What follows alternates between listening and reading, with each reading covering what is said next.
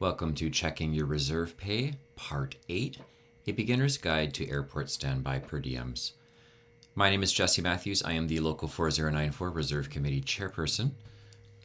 Just as a disclaimer, this presentation is provided to you on behalf of us at the Reserve Committee at Local 4094 in Vancouver as a guide and is intended to be without prejudice or precedent. That said, if there is anything in this presentation that is contradictory to what's in the collective agreement or to any policies or legislation, then of course those policies and legislation in the collective agreement will override what is in this presentation.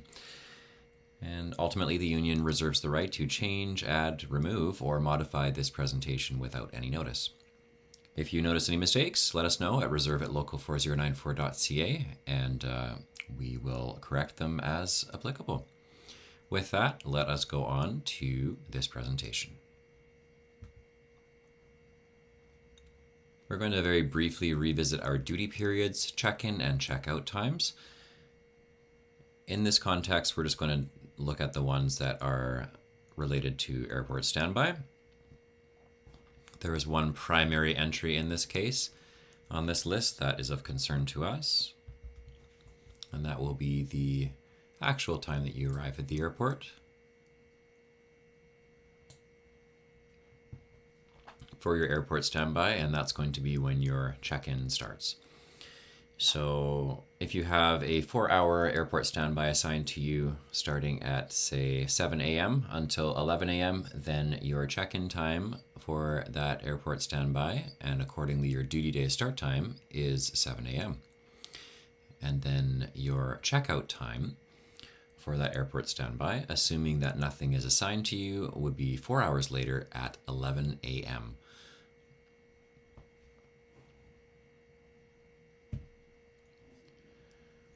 We'll also very briefly revisit the calculation of per diems, and this is in relation to airport standby in particular. Easiest way to think about an airport standby in the context of calculating per diems is think of it as a flight, an actual flight that just so happens to depart and arrive at the same airport. So it could be a Toronto-based flight, leaving Toronto and coming back to Toronto in your mind's eye. It could be a Montreal-based flight from YUL coming back to YUL, whatever helps you think of it. Basically, it is really just like a flight that comes and goes and such and so forth to the same base. As before, there is a Mystery of Meals document that we have covered in a previous set of videos explaining the different timings for meal periods, and then the allowances that we use for the exact amounts for meals that's directly lifted out of our collective agreement. And there is an additional supplementary meal allowances document available in the block bid package online every month on Aeronet.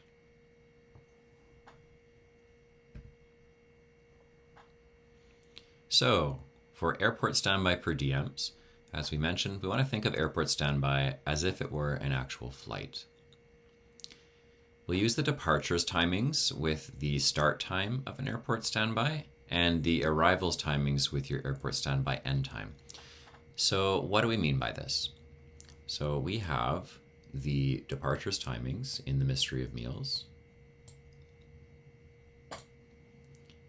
and that helps us determine the first per diem that we are entitled to in a pairing. We've covered this concept before. And in the same sense, for an airport standby, it is most likely when you're doing a 4-hour airport standby that you'll only ever get one per diem. So you're kind of determining the first and the last at the same time. But just to make this simple, we'll use the same process. So we'll start with the departures timings with the airport standby start time, and that will help us determine which per diem we're entitled to. So in this case, 4:50 p.m., that is the start time of the airport standby. So if we go through the list here, the departure is not before 8 a.m., so we would do that. The departure is not before 12:30 p.m., so we do that. It is before 6 p.m., so we would check that. And it's before 11 p.m., so we check that. So we know that dinner, at the very least, would be the very first that we're entitled to. arrivals we're going to use to determine the last per diem that we were entitled to. And we of course do arrive after 9:30, but since we determined up above that the breakfast was not applicable there, it is equally not applicable down here. Same logic for lunch. The end time for our airport standby is 8:50 p.m. The arrival, so the end of our airport standby, is indeed after 6:30, and we are on duty on that airport standby between 5 and 6:30 p.m. So that does correspond to the end time. And accordingly, dinner would be the per diem we're entitled to here. To get a snack per diem, we'd have to arrive after 1 a.m. and be on duty from 11 p.m. to 1 a.m. And that's not the case because the airport standby ends at 8:50 p.m. So by going through the logic of using the departures and arrivals timings columns, we would be entitled to a dinner per diem in this case. And because this example from my schedule is from October 10th, 2021, we would make sure it is the dinner per diem at the 2021 rate. In that case, would be what we'd check for.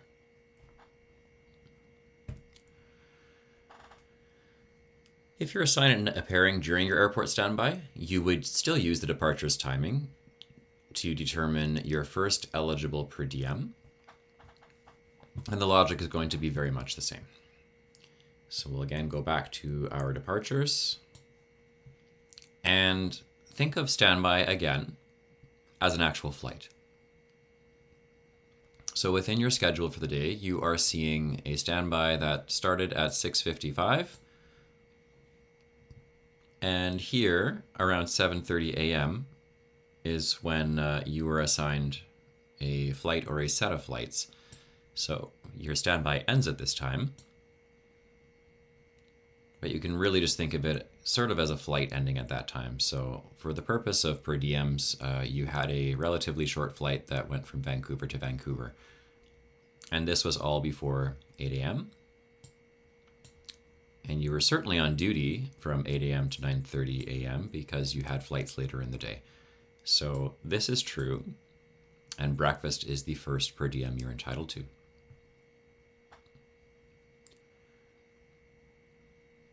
Let's go down to the arrivals to help us determine the last per diem we're entitled to here.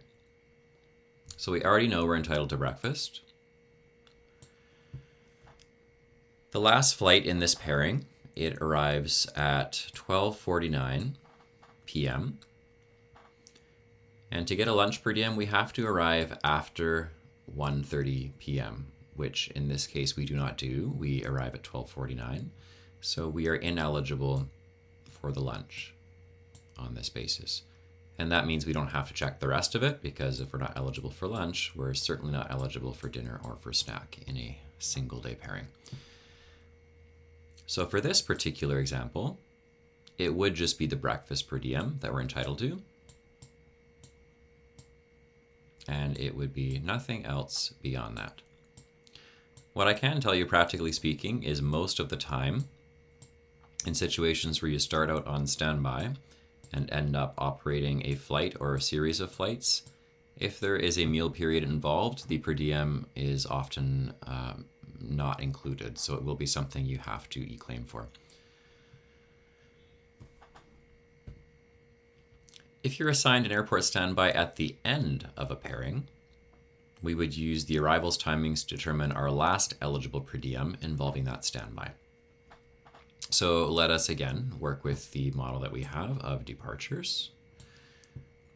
To get a breakfast per diem, you must depart before 8 a.m., which we did, and be on duty from 8 a.m. to 9:30 a.m., which is true because our check-in time was 6:40. So we do know that breakfast is the first we're eligible for. So no need to check the rest here because we've determined our first eligible.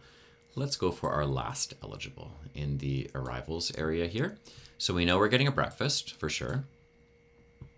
And now what we need to do is figure out if we get a lunch.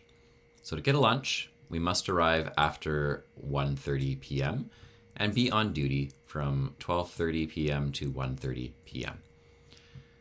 For the Boston to Toronto leg, we get back at 12:12 p.m. However, because of our airport standby, we have a flight for the purpose of per diems that lasts 1 hour from 12:45 to 1:45 p.m., making 1:45 p.m. our arrival time, which is indeed after 1:30. And we're still on duty between 12:30 and 1:30 because that is part of that period from before our standby and then within our standby. So we are on duty for the whole time, making us eligible for a lunch.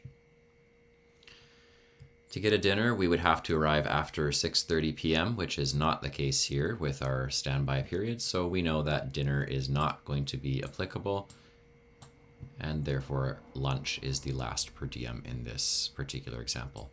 So here we would be eligible for breakfast and also for lunch. And in this case, practically speaking, many times lunch will be missing because the standby period is involved.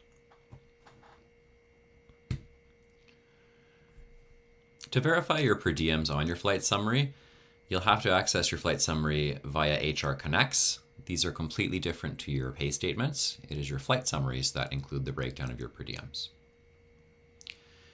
So how do you ensure that your standby per diem was paid? Well, you can have a look in the flight information section to start. As we've covered before, flight information is more or less like your calendar of what you did during the month as a cabin crew member. And you can see there's an entry here for October the 10th for airport standby. We covered in that first example that the standby was between 4:50 to 8:50 p.m. and it spanned a dinner meal period, pardon.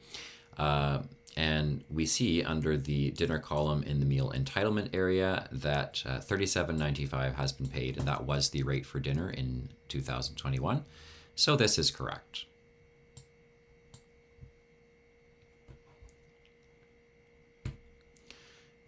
How can you tell if a per diem was not paid?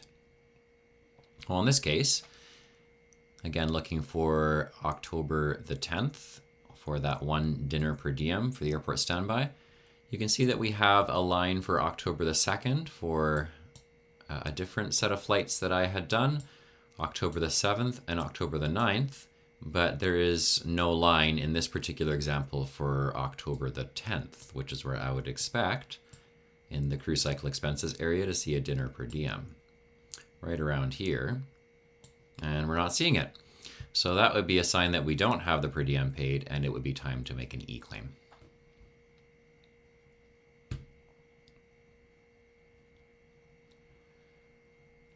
There are other videos that go back and explain in detail how to make a crew cycle expense underpayment eClaim. Part 3 will be the video that you can go back and review if you'd like that complete breakdown. For this video, we will show you the items that you need to enter into your eClaim in order to get that standby related per diem approved. So in this case, we are looking for a dinner for October the 10th. And we want to make sure that we successfully eClaim for it since it's not showing in our example here. So pairing, there isn't a pairing number because it's just an airport standby, so it's perfectly fine just to put 0. Similarly, your pairing date, you can think of it as a pairing that is just on October the 10th and ends on October the 10th. So in this case, it was October the 10th, 2021. The flights, as we covered, the airport standby can be considered a single flight for the purpose of per diem. So you would again just put the same day that you did the airport standby. That's October the 10th. And your departure airport, for me, that's Vancouver as a Vancouver-based crew member. Arrival is Vancouver because you literally went nowhere when you were on standby. So it's the same 2 airport codes. As before, meal type will be dinner. You'll want to put the layover expense amount was missing since it wasn't paid at all. You'll put in the applicable amount for 2021, that amount was $37.95 in the table that comes from our collective agreement. So that's the amount claimed. That will change based on the year that you are in. The amount paid will just be 0 since you didn't get any. And then you don't have to put in comments, but I usually do just to be completely clear as to what's missing. And I just state something along the lines of dinner per diem not paid for airport standby.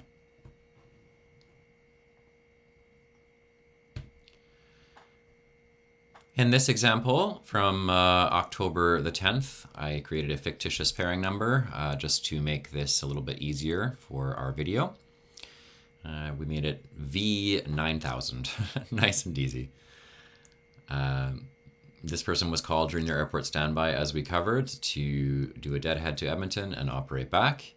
We determined that they were entitled to a breakfast per diem in this example that was not paid. So we want to claim for a breakfast that's missing.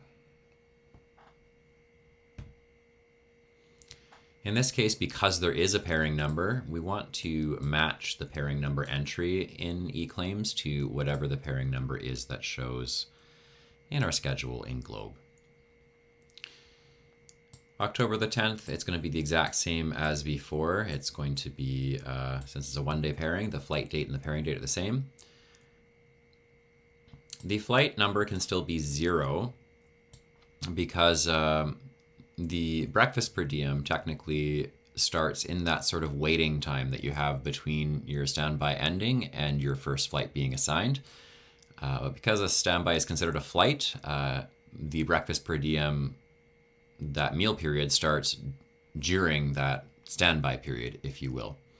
So we can just put flight 0 to correspond to it starting during the standby. As last time, Vancouver to Vancouver to correspond with that standby entry. And then everything else is going to be the same. In this example, it's breakfast, so we change the amount to the breakfast amount for 2021. And then we've got breakfast per diem not paid for airport standby. Again, this is not required. I just put it in to be absolutely clear. And of course, that you were paid 0.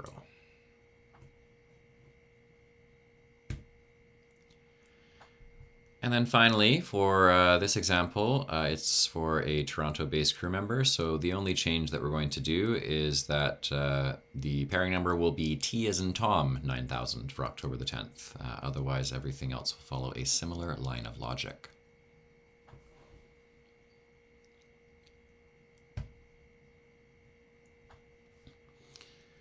So here in this example, I've updated the crew cycle expenses table just to make it a little bit easier in this case. So what we do see is that $16.91, which was the rate in effect for 2021, that was indeed paid for October the 10th. And we do know that's correct because of the first flight here, that's flight 766, departing before 8 a.m. So we do know that breakfast was the first entitled. We determined that the lunch meal period was flown through, so the lunch was supposed to be also paid, but we can see in the table here that no lunch was paid at all, so we have to claim for it. Accordingly, if we match the pairing number, we have T9000, so that will be the entry in the pairing area.